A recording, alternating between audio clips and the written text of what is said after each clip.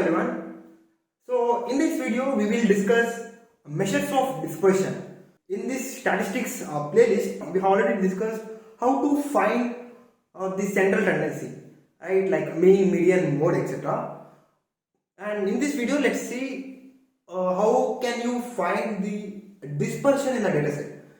So for example, let's say you have some data, you just want to know like whether the data is scattered or not, or whether the data is normally distributed. So if you want to know all these things, you just want to find dispersion.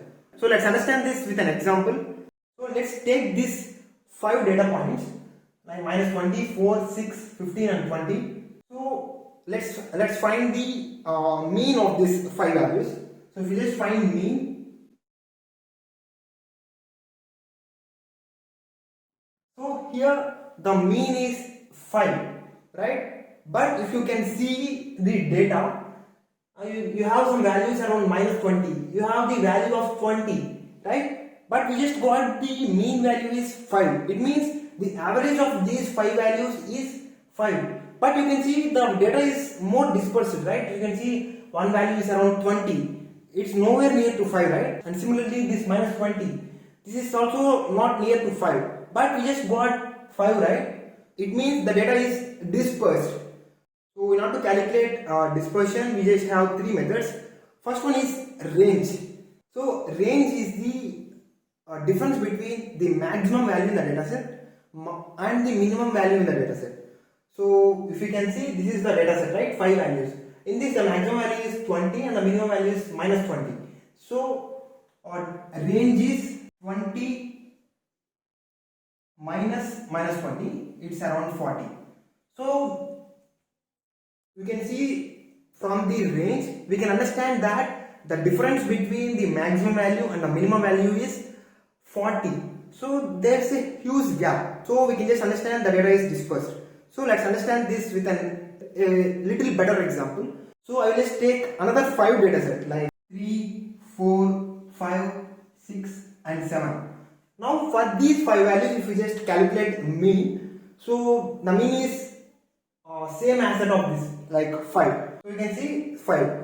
So for you can see this data set like 3, 4, 5, 6, 7. This is somewhat all the values are somewhat near to the mean. So you can see 3 and 4 which is nearer to 5 and 6 and 7 which is nearer to 5. So here the data is not dispersed. And if we just calculate a range for this, range is 7 minus 3, right? So you can see, right, the range is 4. From that, right, if you can see the range of this data set, range is 40.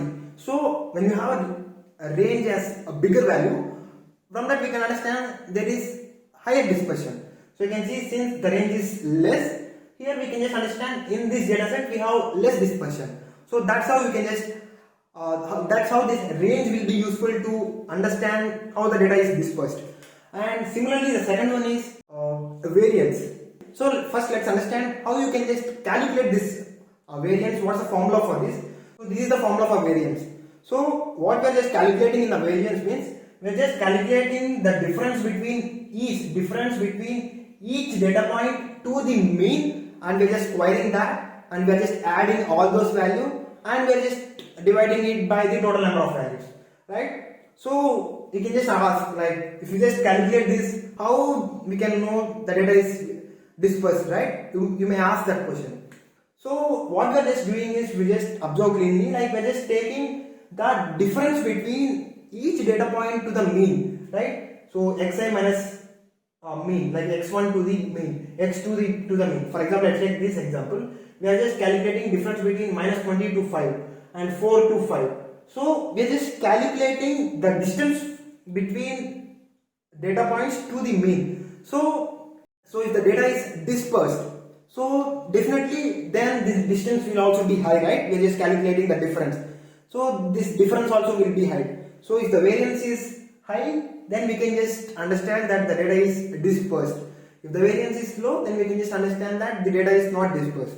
So let's calculate the variance for this data set. So you can see the variance is 190.4. I just calculated this. So for the time being, again, so I have just skipped this. I just fast forward this. You can see the variance we just got is 190. So you can just compare this with the previous data set. I've just taken another data set like 3, 4, 5, 6, 7.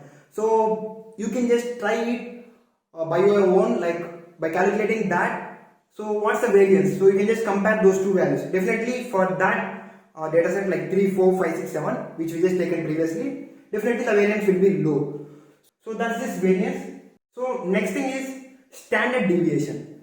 So standard deviation means it's nothing but the square root of the variance, right? So we used to represent variance by sigma square and the standard deviation by sigma, right? So standard deviation is equal to square root of variance. So square root of sigma square, right? Variance is, we used to represent variance by sigma square, and when we just take square root of this variance, we will just get sigma. Why we have to calculate this? Why we have to calculate standard deviation? This is the exact difference between the data points. So in the previous case, when we just calculated variance, we have just taken the difference and we just squared that, right? But when we just take square root of that, we can just get the exact difference, right? So that's why we just taking standard deviations, that's sigma. So that's this, you can just calculate the standard deviation for the variance, right? So the variance is, we just got in the previous example, we just got variance of 190.4, right?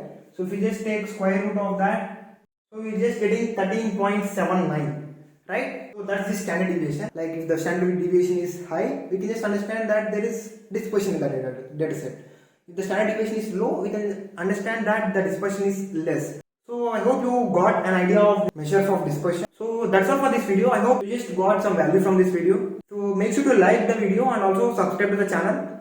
So with that, I will just see you all in the next video. Until then, keep learning, take care, and thanks for watching.